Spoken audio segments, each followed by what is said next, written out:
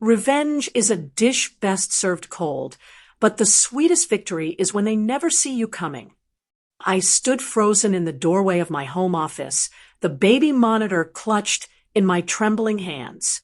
On the tiny screen, backlit by the guest room lamp, I could see two silhouettes pressed against the wall, my husband Julian's unmistakable broad shoulders, and behind him, the delicate frame of my sister, Elena. Their laughter crackled through the monitor's speaker, intimate and cruel.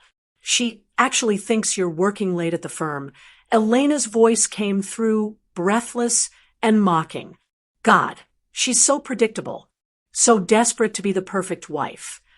Julian's hand traced the line of her jaw. She's useful, that's all. Once we have the house liquidated and the power of attorney signed, she becomes irrelevant.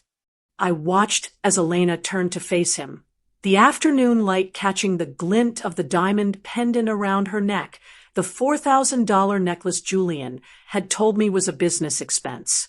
My business expense. My money. My life. The monitor slipped from my fingers and crashed against the hardwood floor. My name is Lydia Sterling. I am 32 years old. And in the span of 5 seconds, I discovered that my entire existence was a carefully constructed lie. The hand that had signed our marriage certificate 10 years ago was the same hand that had been signing forged documents in my name. The man I had built a life with, the sister I had raised as my own after our father's death.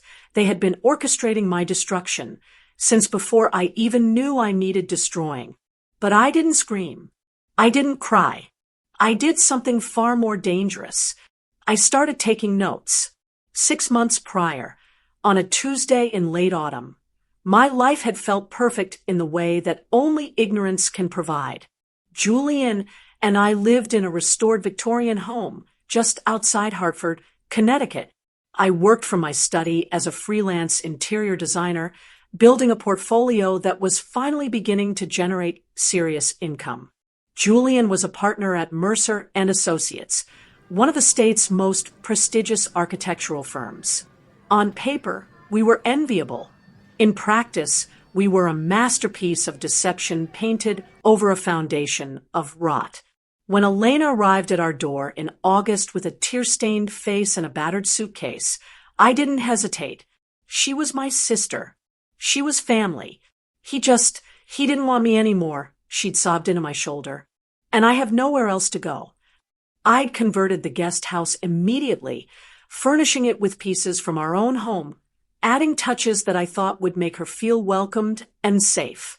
Julian had smiled that patient smile he used when he wanted me to think I was being foolish but endearing. Your sister's a grown woman, Lydia, he'd said, kissing the top of my head. But it's sweet how much you want to fix things for people. That phrase should have struck me then, want to fix things. It was the earliest warning sign, a thread that, if I'd pulled it, would have unraveled everything. 2 weeks after Elena moved in, my grandmother's vintage diamond band disappeared from my jewelry box.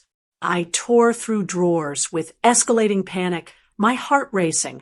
That ring was the only tangible piece of my grandmother, the only woman in my family who had ever truly seen me. When I finally asked Julian about it, his response came with that same patient smile. You've been stressed, love. Forgetting things. Where was the last place you remember seeing it? Right here, I whispered. I always put it right here.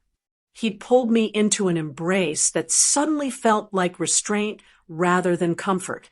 Maybe it's in the car. Or the office. These things happen. You'll find it. I never found it, but I would find its echo around my sister's throat 3 months later, hidden beneath high necklines and guilt-ridden deflections. What Julian had underestimated was my capacity for observation when I finally began to pay attention. A missing ring seemed like an accident. A forgotten stove, a misplaced set of keys, a confusion about what day I'd attended a client meeting. These could be dismissed as absent-mindedness. But patterns are languages. And I had always been fluent in reading spaces, in understanding the subtle grammar of how people moved through their environments. I started a journal, not obviously, not in a leather-bound book marked personal. I kept it hidden in a locked drawer in my office, buried beneath years of invoices and contracts. In small, meticulous handwriting, I began recording the moments that didn't add up. Tuesday, September 14th. Julian came home smelling of lily perfume. Says it's the Uber. Elena was wearing the same perfume. Checked the bottle in her bathroom. Tom Ford. Lily. Never owned this before. Wednesday, September 22nd. Mother called. Said Elena mentioned I'd been acting strange. How would Elena know this? I've been fine. Julian said Mother seemed concerned about my mental state. When did I speak to him about my mental state? Thursday, October 5th. Found credit card receipt in Julian's jacket. Diamond pendant, $4,000. Marked as business expense. Our joint account is separate from his firm credit. Why hide this? My birthday is October 20th. The receipt became a key. I watched Julian carefully, waiting for the surprise, for the moment when he would present the pendant, and I would feel foolish for suspecting him. That moment never came. Instead, on a Saturday afternoon in mid-October, I watched from my study window as Elena emerged from the guest house, and the afternoon sun caught the glint of that exact pendant around her neck. She was adjusting it when Julian walked past on his way to the garden shed, and their eyes met. The look that passed between them was so intimate, so knowing that I felt something break inside my chest, not my heart, but something more fundamental. My sense of reality fractured. I had been married 10 years to a man I was just now meeting for the first time. From that moment, I became someone new, not by choice, but by necessity. Lydia Sterling, the woman who fixed things for everyone else, died quietly in that study. What replaced her was something leaner, colder, more focused. I ordered the cameras that night. 3 of them, disguised as smoke detectors and picture frames. If I was going to understand the conspiracy that had been constructed around me, I would need evidence. Installing them was almost laughably easy. Julian and Elena had become so convinced of my instability that they barely registered my presence anymore. I was background noise in my own home, a prop in a play I hadn't auditioned for. The first 48 hours of footage showed nothing extraordinary, just mundane domesticity, the ordinary moments of people moving through ordinary rooms. I wondered if I had misread the situation, if my jealousy and paranoia had created phantom betrayals. Then, on the 3rd night, the camera in the guest room captured them entering together. I watched from my phone screen as Julian closed the door carefully, ensuring privacy. Elena moved to the bed I had chosen, with linens I had selected, and sat down with a deliberate, theatrical grace that I had never noticed before. When had she learned to move like that? When had she learned to hide who she really was? How much longer do you think? Elena asked, her voice stripped of the tremulous uncertainty I had always associated with her. This voice was clinical, efficient, cold.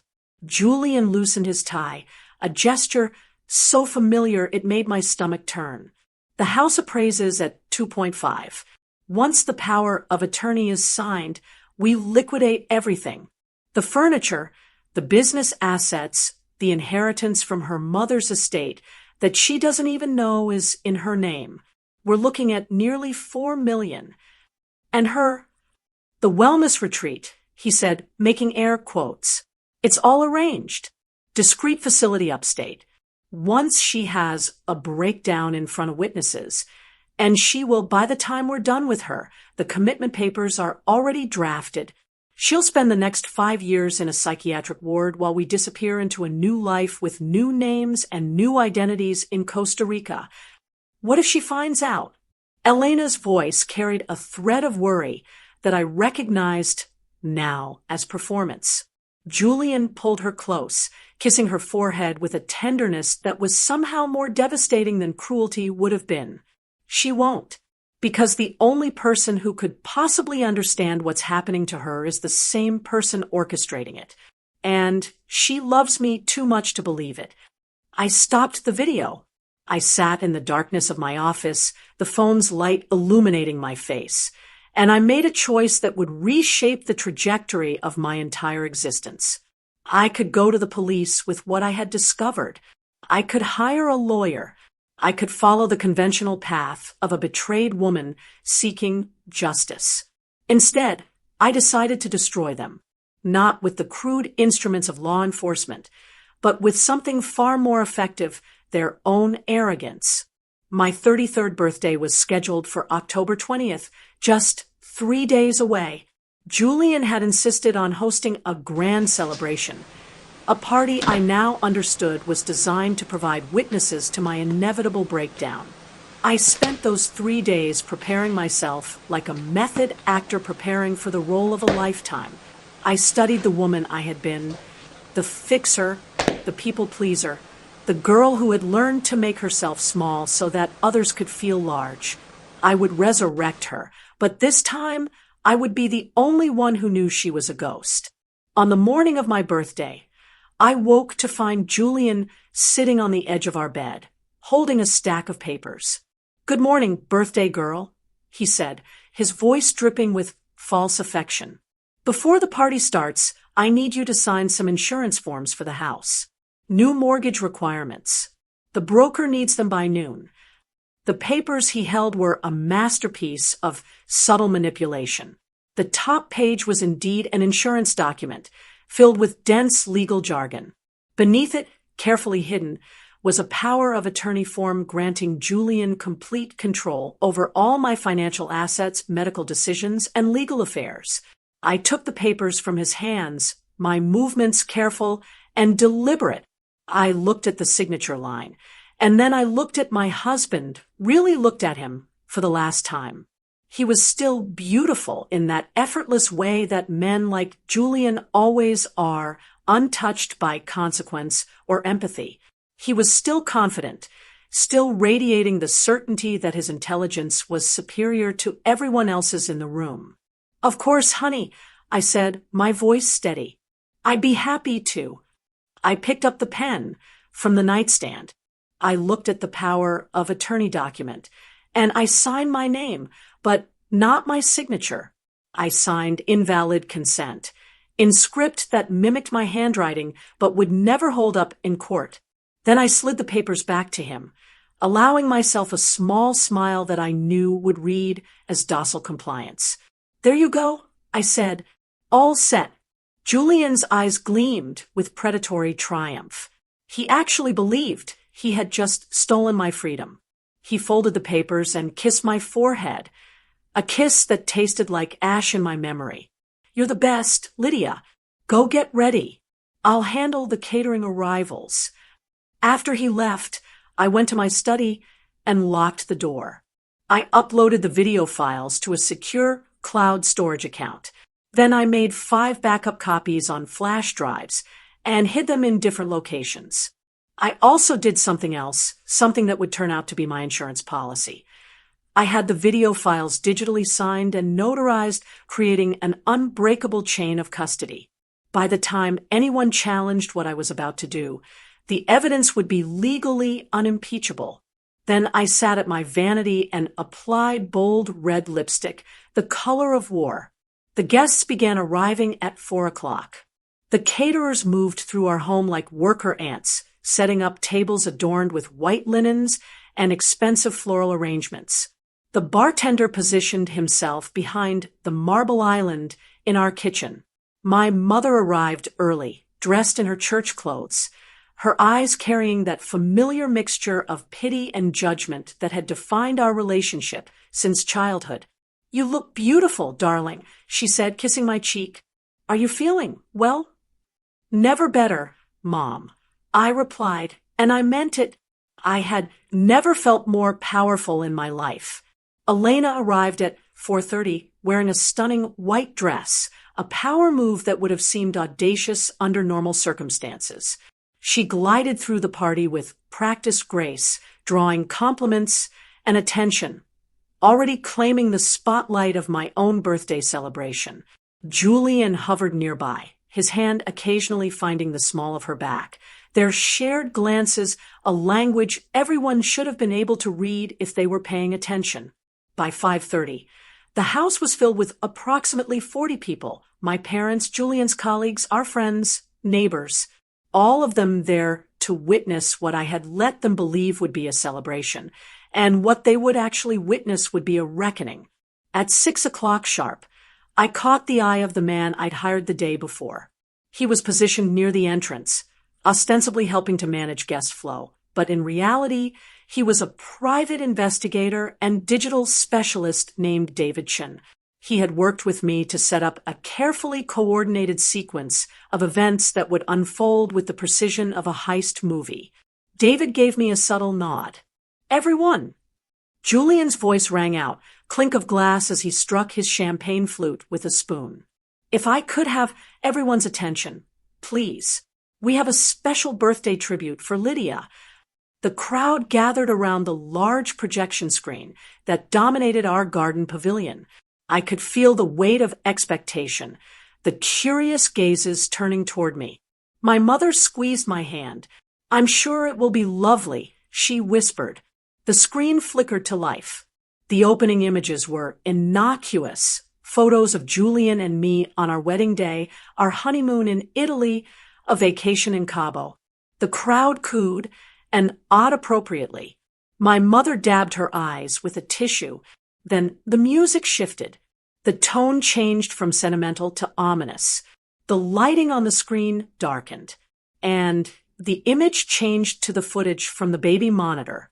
The audio was crystal clear, amplified across a professional sound system, so that every person in the garden could hear every word with devastating clarity. "She actually thinks you're working late at the firm." Elena's voice boomed across the garden. "God, she's so predictable, so desperate to be the perfect wife." I watched the faces in the crowd transform. Shock rippled through them like a wave. Julian's face went from smug to ashen in the span of 3 seconds. Elena's glass slipped from her hand, shattering on the stone patio with the sound of breaking reality. The crowd's horrified silence was absolute. The video continued, cutting from the monitor footage to the images I had photographed from the metal box in the guest house closet. The forged bank statements, the fake doctor's diagnosis, the fake insurance policies, the detailed notes about the wellness retreat and the commitment papers. Then came Julian's private ledger, displayed in high definition on the screen. Columns of numbers showing the systematic embezzlement of over $2 million from his own firm. Dates, names of shell companies, wire transfer confirmations. Text appeared on the screen in bold letters. "Happy 33rd birthday to me." And a special thank you to my husband and sister for providing such comprehensive documentation of their crimes. I stood and walked slowly through the crowd. They parted from me instinctively, as though betrayal had given me some kind of contagion that needed to be avoided. I walked until I stood directly in front of Julian and Elena. "The party is canceled," I said, my voice steady and clear. "But the police should be arriving in approximately 2 minutes. Julian, the district attorney, received copies of these financial records and evidence of embezzlement 3 hours ago. Elena, you'll be interested to know that there are approximately 30 witnesses here who just heard you confess to conspiracy, fraud, and elder abuse of our mother." I turned to face my mother, whose face had gone white with shock and understanding. "I'm sorry you had to find out this way, Mom, but I thought you deserved to know the truth from me before anyone else told it to you." I turned back to Julian. "As for you, I filed for divorce this morning. My lawyer has been holding the papers. Combined with the evidence against you, the judge has already issued a temporary restraining order. You are not to contact me, approach me, or enter any property I own. If you attempt to do so, you will be arrested on sight. Julian tried to move toward me, but his boss, the man he'd been embezzling from, stepped directly between us. The look of pure rage on that man's face was almost more satisfying than anything else that had happened. "I think we're done here, Julian," his boss said coldly. In the distance, I heard the first siren. The police arrived at 6:17 p.m.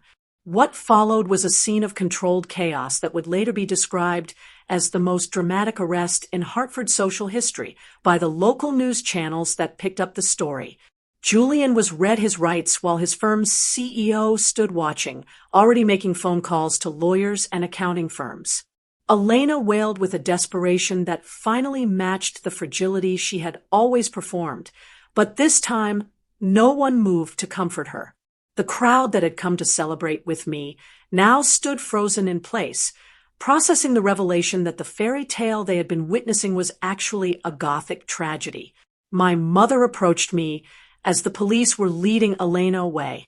"Lydia," she said, her voice small and uncertain. I didn't know. I never knew." "I know you didn't, Mom," I said, "and I meant it, but you know now, and that's what matters." She pulled me into an embrace, and for the first time in years, it felt genuine. The legal processes that followed were swift and merciless. Julian was formally charged with embezzlement, wire fraud, conspiracy, and attempted elder abuse. The evidence was so overwhelming that his lawyer recommended a plea deal almost immediately. He took it 20 years in federal prison, with the understanding that any attempts to contact me would result in additional charges. Elena was charged as an accomplice to all of the above crimes, plus conspiracy to commit fraud and assault. She would face 10 to 15 years, depending on trial outcomes.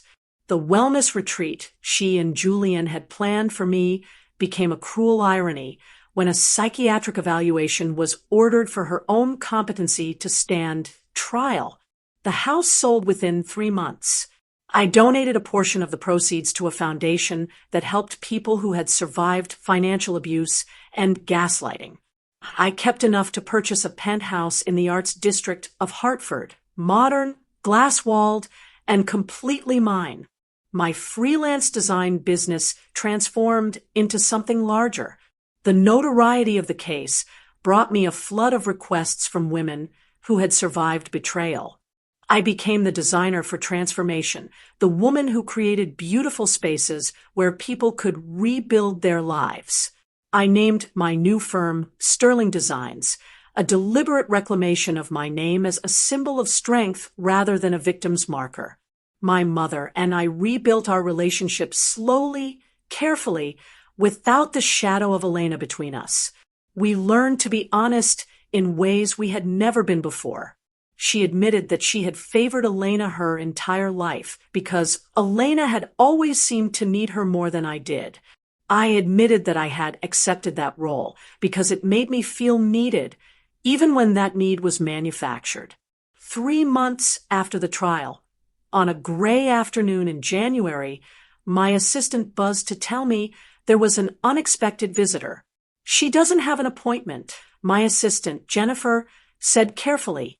"And she looks, well, she's very insistent on speaking with you."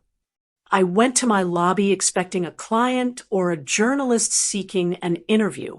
Instead, I found a woman I barely recognized. She was thin, hollow-eyed, her expensive clothes replaced by a thrift store outfit that hung on her frame like borrowed skin. It was Elena. She wasn't in prison. She was under house arrest pending trial, restricted to her parents' home with an electronic ankle monitor. Her mother, our mother, had taken her in, though the relationship was fractured beyond recognition. "Lydia," Elena whispered, her voice stripped of all pretense. "I needed to see you. I needed to tell you that I'm sorry, that I never meant to—" "Stop," I said, not unkindly, but with absolute finality. "Don't apologize to me. You don't get to apologize to me. Your apologies belong to Mom, to the firm that Julian stole from, to everyone whose life you tried to destroy. But Julian made me. No, I interrupted. That's the one thing I won't let you do. You don't get to rewrite yourself as a victim. I watched the videos, Elena. I heard you laugh about what you were doing. You weren't being victimized. You were being complicit. And the worst part, you're my sister. You were family, and you chose greed over that. Elena's face crumpled, but I didn't soften. You need to leave, I said, and you need to do the work to figure out who you are when nobody's watching, when there's no one left to manipulate or deceive, because the woman standing in front of me right now is hollow, and I can't fix that for you. She left without another word. A year after the party, I received the Woman Entrepreneur of the Year award at a gala held at the Hartford Convention Center. The ballroom was filled with the most influential people in Connecticut, judges, CEOs, philanthropists, media personalities. I wore a gown of midnight blue silk, and my grandmother's ring caught the spotlight as I delivered my acceptance speech. I used to think that success meant having the perfect marriage, the perfect home, the perfect life, I told the audience. But I've learned something different.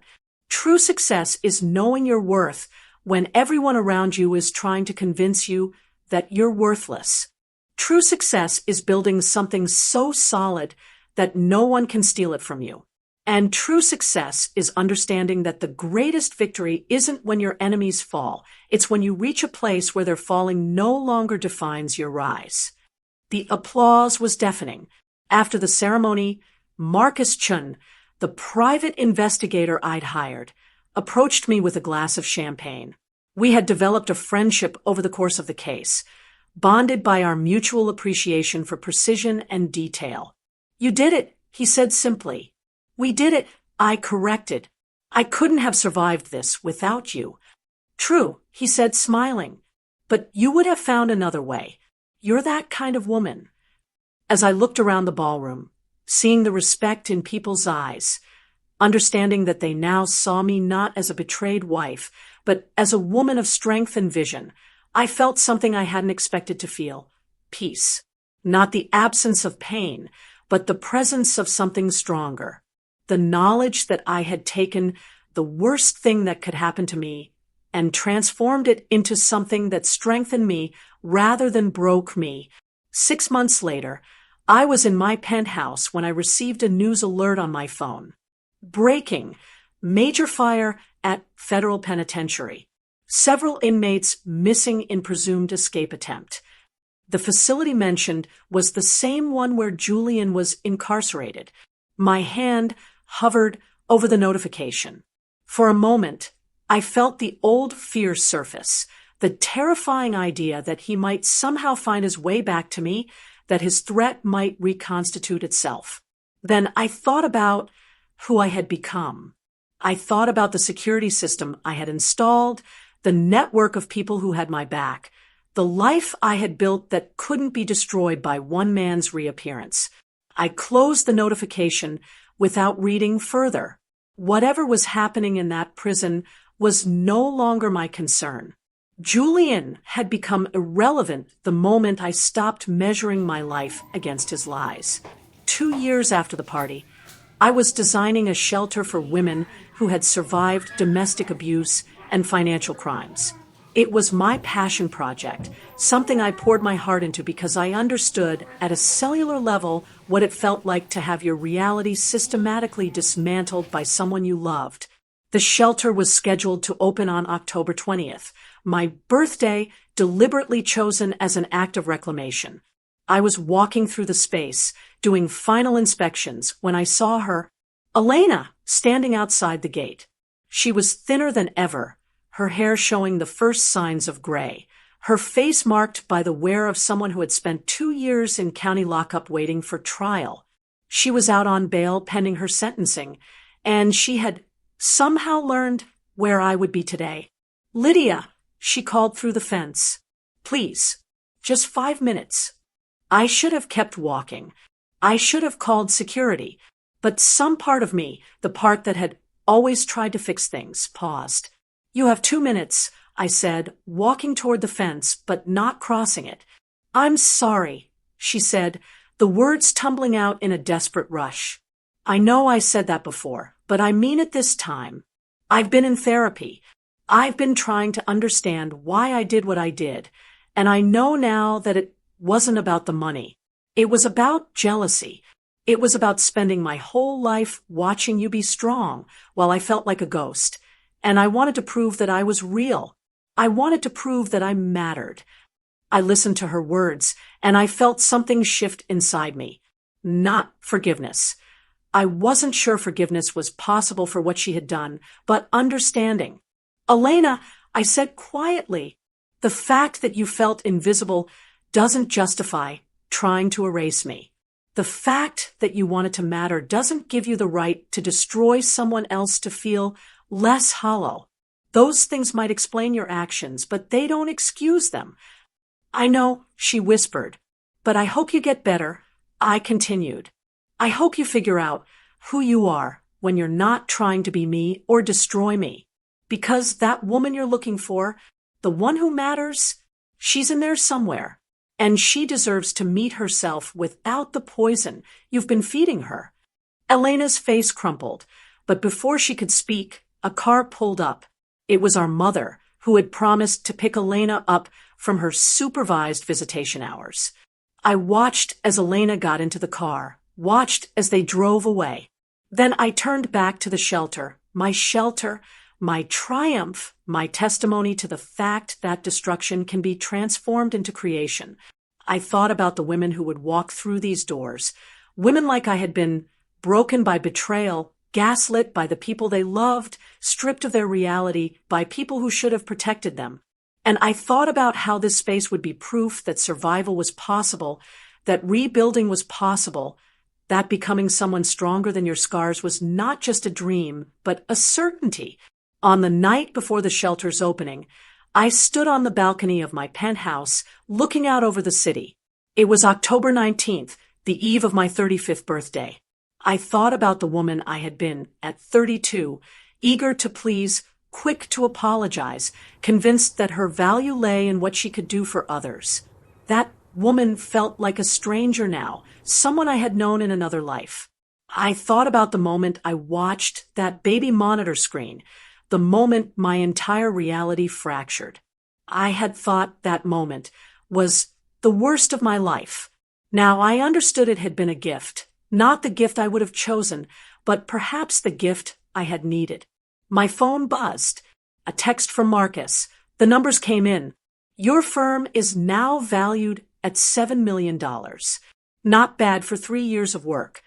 I smiled. The irony wasn't lost on me. The house that Julian and Elena had tried to steal was worth less than the life I had built by myself, from scratch, using nothing but my own vision and determination. I opened the jewelry box on my vanity and looked at my grandmother's ring, the one that had started everything. I slipped it onto my finger, feeling the weight of it, not heavy with loss or pain anymore, but light with possibility. Tomorrow I would turn 35. Tomorrow I would open a shelter for survivors. Tomorrow I would receive flowers and accolades from people who now saw me as a symbol of strength. But tonight, I simply sat with myself, this woman I had become, and felt grateful for every choice I had made that had led me here. The best revenge, I had learned, wasn't seeing enemies suffer. It was building a life so beautiful, so full, so completely your own, that their destruction became a mere footnote in your story. And my story, I knew, was just beginning. The shelter had served 342 women in its first year of operation. The demand was so overwhelming that we were planning to expand to 2 additional locations. Sterling designs had been featured in 12 national magazines. My work had transformed from personal expression into a movement, a testament to the idea that beauty and healing go hand in hand. Elena was sentenced to 7 years in prison. She would serve her time in a facility upstate, where she was reportedly participating in educational programs and therapy. our mother visited her twice a month, reporting that Elena was slowly becoming someone new, not the fragile victim she had performed, not the cruel conspirator she had become, but something more honest, more real. Julian was still serving his 20-year sentence. He had made one attempt to appeal his conviction, but the evidence was overwhelming. He was now simply a man counting the days until his release, when he would be in his 60s with no assets, no family, and no future. Sometimes I thought about the cruelty of that fate, and I felt nothing but indifference. He had made his choices. He was living them. As for me, I stood on the stage of my firm's new gallery space, preparing to launch my second book, Sterling, a study of transformation through design. It was half memoir, half design philosophy, a document of how a woman had taken the worst experience of her life and turned it into something that helped others. The audience was packed, media people with cameras, women who had stayed at my shelter, other entrepreneurs, my mother, sitting in the front row with a pride in her eyes that had finally become genuine. I looked out at them all, and I thought about the quote that had guided me through those dark months. The truth is like a lion. You don't have to defend it. Let it loose. It will defend itself. I had let the truth loose, and it had not just defended itself, it had transformed me. Thank you all for coming, I said into the microphone, my voice steady and clear. My name is Lydia Sterling, and I'm here to tell you that no matter how broken you feel right now, you are not your betrayal. You are not your scars. You are the woman you choose to become after you survive. The applause that followed was thunder, and as I smiled out at the audience, I caught my reflection in the glass wall behind the stage. For the first time in years, I didn't see a victim looking back. I saw a survivor. I saw a victor. I saw myself. And that truly was the sweetest revenge of all.